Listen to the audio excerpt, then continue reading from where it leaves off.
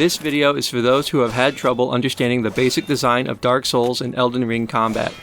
If you have a friend who you've wanted to play these games, I hope this video drastically reduces the barrier to entry. From Software created this combat system based on animations. You need to see your attack land on the enemy, so it's important to understand patience and timing. Heavy swords are slow, knives are fast, spears have a longer reach, you get the idea. Elden Ring, the newest Souls game from FromSoft, has a vast amount of systems and tools you can use to improve your power, defense, and other abilities. But just to cover the basics, we're going to look at this character model, this set of status bars, and this little inventory collection. I will be explaining my instructions using an Xbox controller, but all the buttons are the same on PlayStation. Let's simplify the combat information by looking back to FromSoft's second Souls game, Dark Souls, which only had 2 status bars instead of 3. Here I'm playing as a character I made for this demonstration named Jonathan the Zombie. Jonathan is wearing no gear and holding no weapons. You can see I'm moving him with the left stick and looking around with the right stick. If I press the right shoulder button, I punch with my right hand. And if I press the left shoulder button, I punch with my left hand. A skeleton is over there. Let's go say hi. Ow! He attacked me. Now my red bar has gone down. If it empties, I die. I want this bar to go back to full, so I'm going to run away by holding B and sit at this bonfire by pressing A. Great. Full health. I want to hit the skeleton back, but it's hard to get the attack to connect with him. Clicking in the right stick will lock onto the enemy, so I can strafe around him and my attacks will go right towards him. You can see when I attack that now my green stamina bar is going down. If this bar depletes, I can no longer attack. But I don't have to go back to the bonfire to refill this bar. If I just stand still or walk away, it will refill on its own. Also, now that I'm locked on and can get behind him, I can hit him in the back and get a nice critical attack in.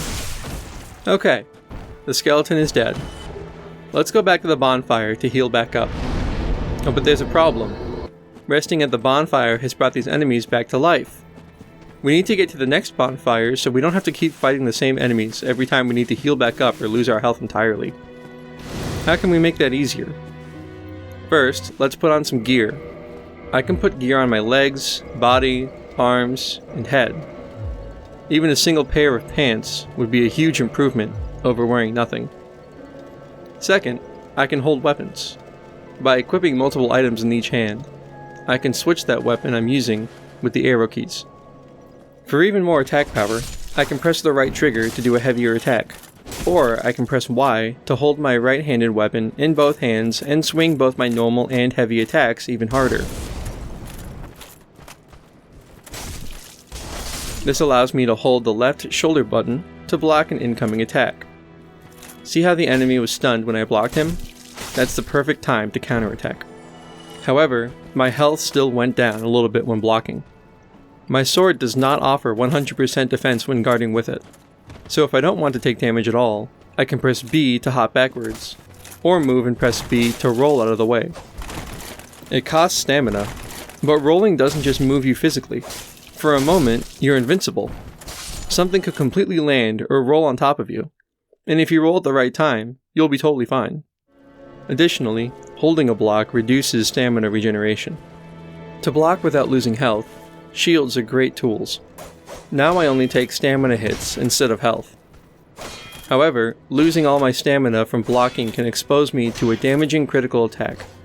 I can do this to my enemies too, and shields even allow me to use the left trigger to parry an incoming attack if I time it exactly right, which allows me to use a critical attack. Elden Ring has all of these features and more. Dark Souls 3 added to the formula by including charged attacks by holding down right trigger and giving each weapon a special skill that is activated with the left trigger.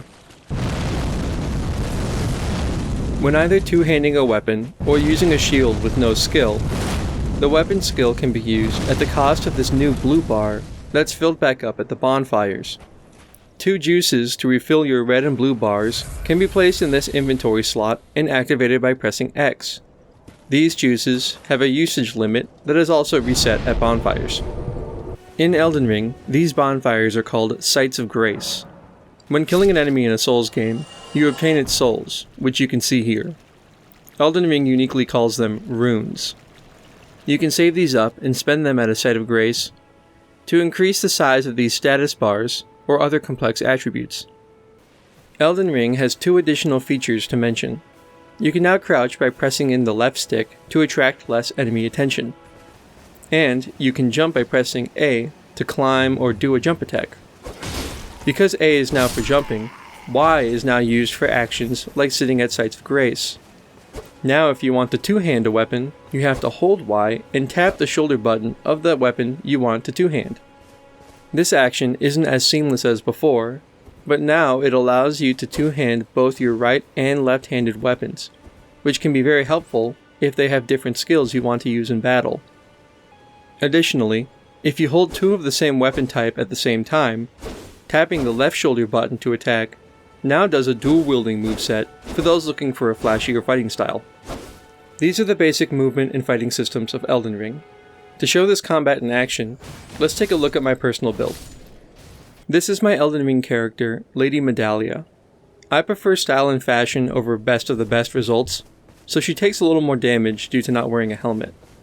Her sword is a special katana called Moonveil that shoots out a magic wave when using its weapon skill. She also has a shield that is capable of tanking 100% physical damage, as well as some percentages of other damage types, like fire attacks. Lady Medallia's other weapon is a scepter capable of shooting out magic by pressing the right shoulder button. This also costs my blue status bar. The magic I have equipped can be seen here, and I can cycle through my spells with the up arrow, but it has a signature weapon skill when pressing the left trigger that really comes in handy.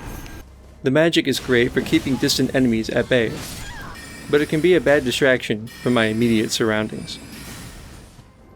Oh no! I lived. Oh! Thank you for watching this basic tutorial of Elden Ring.